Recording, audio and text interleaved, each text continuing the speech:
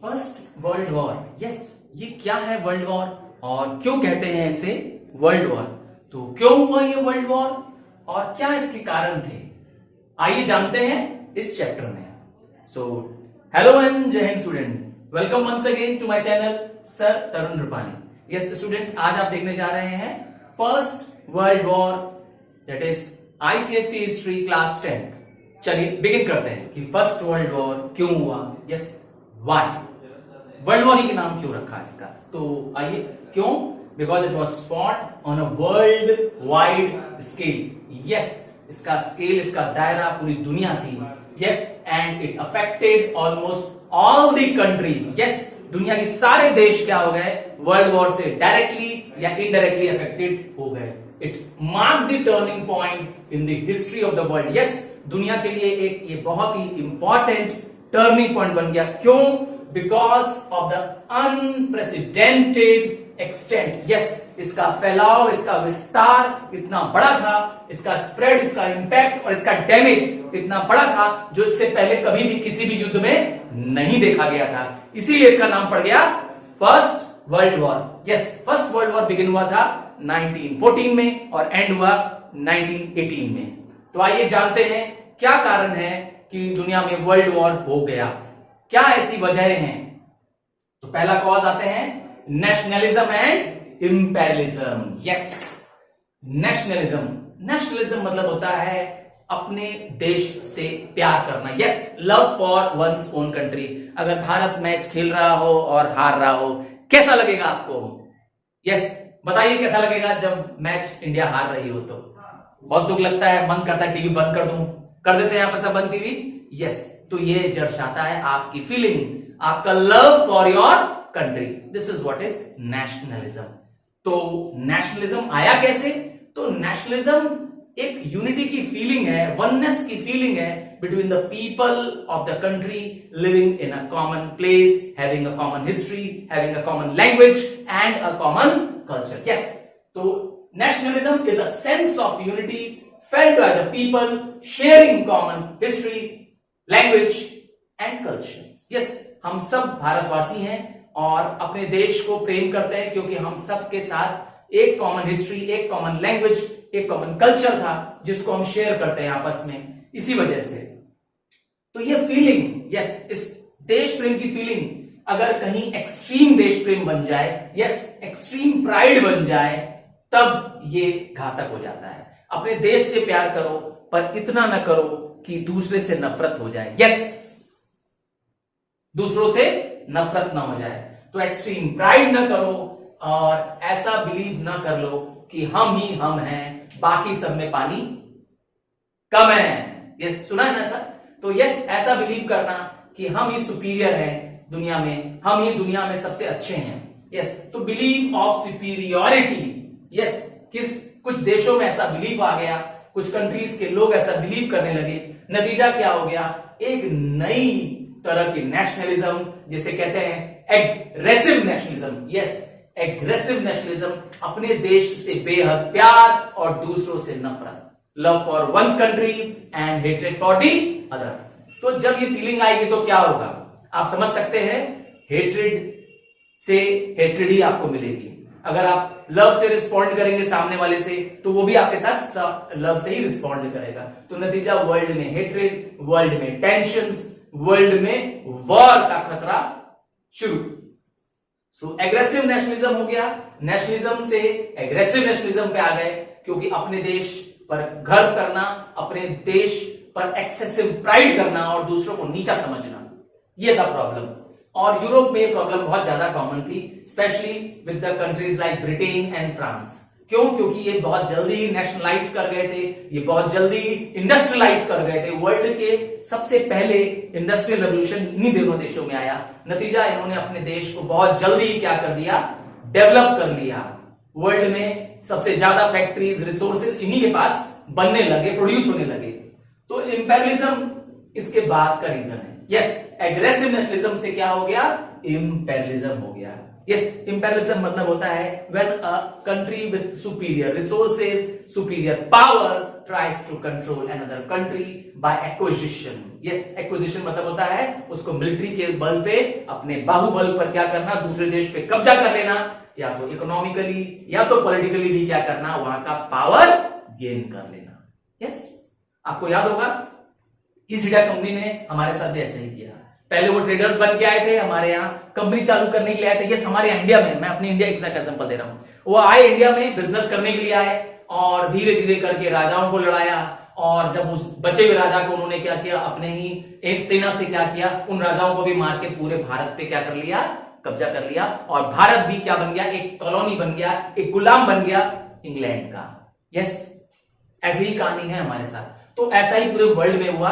Britain ने, France ने दुनिया के बड़े बड़े देशों को एशिया में, फ्रांस, अफ्रीका में कब्जा कर लिया. यस, नतीजा क्या हो गया, इंपेरियलिज्म स्प्रेड करने लगा. यस, इसी को कहते हैं इंपेरियलिज्म. और जब आप क्या होगा, ज्यादा देश इंपेरियल बनना चाहेंगे और देश अब जब आगे डेवलप करने लगेंगे, जैसे जर्मनी जो कि थोड़ा लेट क्या हुआ था, इंडस्ट्रियलाइज हुआ था, रशिया और जापान भी थोड़े लेट इंडस्ट्रियलाइज हुए थे, तो उनको रियलाइज हुआ कि हमें भी क्या चाहिए, और कॉलोनीज चाहिए. क्यों कॉलोनीज क्यों चाहिए? इंग्लैंड के, फ्रांस के पास तो ज्यादातर कॉलोनीज थी, तो कॉलोनी इसलिए चाहिए ताकि कॉलोनी के नाम से देश का नाम रोशन होता है. यस, इस देश के पास इतने गुलाम देश है, इस देश का इतनी कॉलोनियां हैं, तो it was a sense of pride for the people of the country.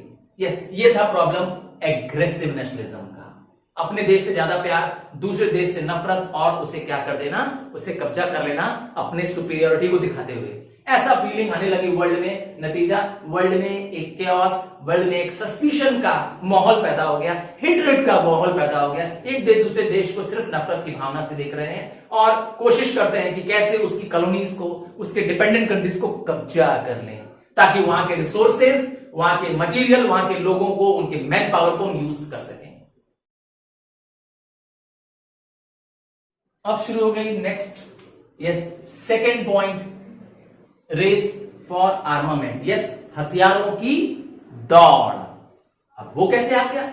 जब दुनिया के देश स्टॉक पाइलिंग करने लगे, यस, अर्थात जमा करने लगे आर्म्स को. इसलिए जमा करने लगे कि अपनी सुरक्षा के नाम पर, यस, आत्मरक्षा के नाम पर, और दुनिया में शांति बनाए रखने के नाम पर, प्रिजर्वेशन ऑफ पीस के नाम पर वो हथियार इकट्ठा करने लगे दुनिया के बड़े देश. जिससे क्या होने लगा, दुनिया में डर का माहौल, सस्पिशन का माहौल पैदा हो गया. और एक देश अगर क्या करेगा, हथियार बनाएगा, तो दूसरा देश बैठ नहीं सकता, दूसरे देश को भी क्या करना पड़ेगा, यस, उसके मुकाबले के लिए और हथियार बनाना पड़ेगा.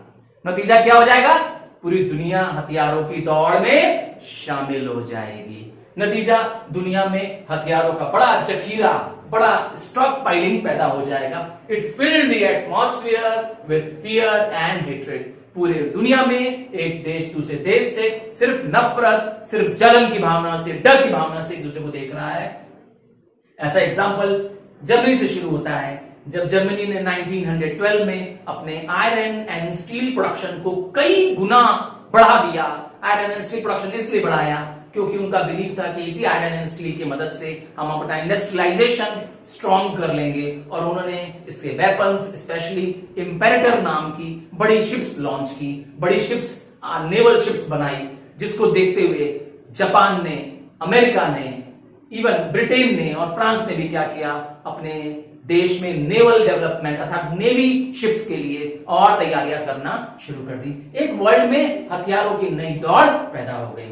Third and last point, division of Europe into two hostile group. Yes, Europe पूरा क्या हो गया, दो ग्रुप में बट गया. यस, सबसे पहले आता है जर्मनी, ऑस्ट्रिया हंगरी, जो कि ऑस्ट्रिया हंगरी एम्पायर के नाम से जाना जाता था, और इटली. यस, ये तीनों एक अलायंस में आ गए, ये तीनों एक ग्रुप बना गए इन तीनों देशों ने, और मिलकर नाम रखा इसका ट्रिपल अलायंस, क्योंकि तीन देश हैं इसीलिए इसका नाम है ट्रिपल अलायंस. याद रखिएगा, इटली लेट में ज्वाइन किया था इनको. दूसरा भी अलायंस है, यस, दूसरा भी ग्रुप है, Britain, France and Russia. Yes, Britain, France और रशिया ने भी क्या किया, एक ग्रुप फॉर्म किया और उसका नाम रखा triple entente. Yes, triple entente. तो दुनिया में क्या हो गए, दो बड़े अलायंसेस, ग्रुप बन गए, और दोनों एक दूसरे से क्या करने को तैयार हैं, भिड़ने को तैयार हैं. किस बात की लड़ाई है? एनिमिटी है, और कॉलोनीज पाने की दुश्मनी है, और देशों को कब्जा करने की दुश्मनी है, ट्रेड रूट्स पे कब्जा करने की। और नतीजा क्या होगा? इससे फिर शक पैदा होगा, टेंशन पैदा होगी, और फाइनली वॉर होगा। Yes, it is one of the major reasons of the war. Sarajevo crisis. Yes, Sarajevo is the capital of the Bosnia. यहां पे सर्ब्स रहते हैं, सर्ब्स को स्लेव्स भी बोलते हैं। यस, तो क्यों ये इमीडिएट कॉज बन गया, आइए जानते हैं। ये वर्ल्ड वॉर का कारण बन गया, इसकी वजह से ही फर्स्ट वर्ल्ड वॉर हो गया। याद रखिएगा, पूरी दुनिया में सस्पिशन, हेट्रेड, है ना, बिटवीन द कंट्रीज चल रहा है, और वो कोशिश कर रहे हैं कि कोई एक उन्हें मौका मिल जाए जिससे वो एक दूसरे को क्या करें, मारकाट मचा सकें। और वो मौका मिल गया है उनको सेराजेवो क्राइसिस के रूप में। यस, क्या हुआ ये देखते हैं। आर्चड्यूक फ्रांसिस फर्डिनेंड, यस, ये वहां के क्राउन प्रिंस है। याद रखिएगा, ये राजकुमार थे। कहां के राजकुमार थे? ये ऑस्ट्रिया हंगरी के हायर थे, बनने वाले राजा थे, आर्चड्यूक फ्रांसिस फर्डिनेंड। और इनका मर्डर हो गया, इनको असैसिनेट कर दिया गया सेराजेवो में, जब ये सेराजेवो गए हुए थे, जो कि कैपिटल ऑफ बॉस्निया है। कब हुआ ऐसा? 28 जून 1914। ये आप सीन में भी देख सकते हैं, ये इमेज है जिसमें आप देखेंगे उनका मर्डर हो रहा है। यस, ये मर्डर एक सीक्रेट सोसाइटी द्वारा कराया गया था। इस सीक्रेट सोसाइटी का नाम था ब्लैक हैंड और यूनियन ऑफ डेथ। यस, इसके मेंबर्स चाहते थे कि सारे सर्बियंस जो कि अलग अलग देश में फैले हुए हैं, वह सारे एकजुट हो जाए और बॉस्निया में आ जाए। वह अपनी ताकत को बढ़ाना चाहते थे। नतीजा क्या हुआ? यस, यही कॉज बन जाएगा फर्स्ट वर्ल्ड वॉर का। ऑस्ट्रिया, ठीक है, ऑस्ट्रिया के क्राउन प्रिंस को, राजकुमार को मार दिया गया है। ऑस्ट्रिया ने अल्टीमेटम दिया, चेतावनी दी, 11 पॉइंट्स का अल्टीमेटम भेजा।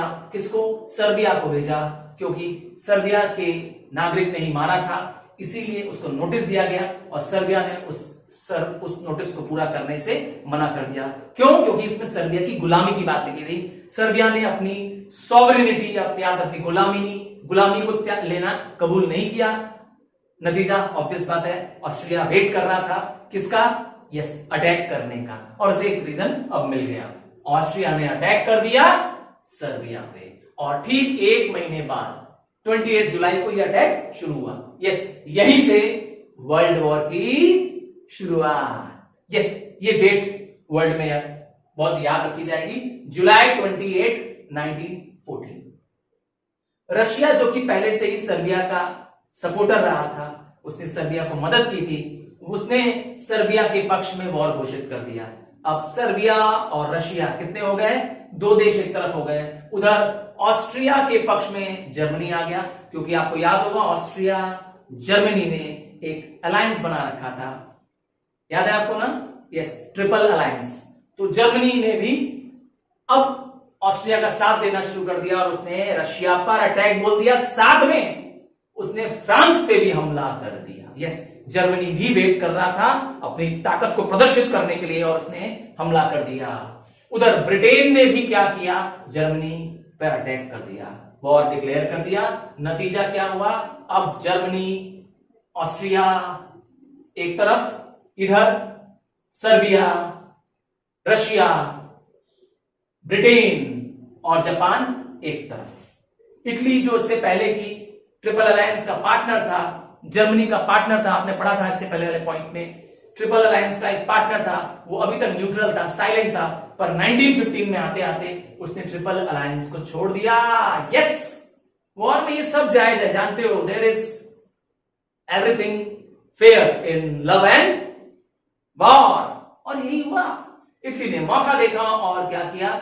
इस अलायंस को त्याग दिया, जर्मनी पे ही उल्टा अटैक कर दिया। यस, वो जर्मनी के साथ था पहले अलायंस में, पर अगेन क्या हो गया? जर्मनी के खिलाफ खड़ा हो गया 1915 में।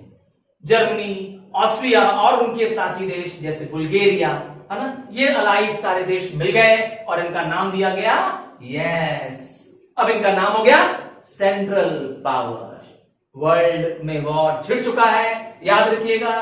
अब सिर्फ जर्मनी नहीं है, जर्मनी के साथ जुड़ी उनकी कॉलोनीज भी उनके साथ हैं। वही हाल है ब्रिटेन, फ्रांस, रशिया और उसके अलाइज। यस, अलाइज में हम भी आते हैं। यस, तुम और मैं भी आते हैं। वो कैसे?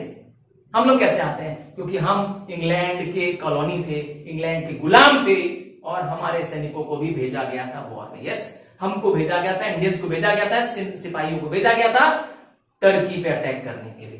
तो as a part of the British army we went there. तो इस तरीके से डायरेक्टली और इनडायरेक्टली पूरी दुनिया इन्वॉल्व हो गई इस वॉर में और इनके ग्रुप का नाम रखा गया अलाइड पावर। यस, नाम रखा गया अलाइड पावर। ये सारी चीज मैं आपको एक क्लियर स्क्रीन के साथ एक मैप में दिखाना चाहता हूं। आइए मैप में देखते हैं कौन किसके पक्ष में है, कौन किसके साथ में।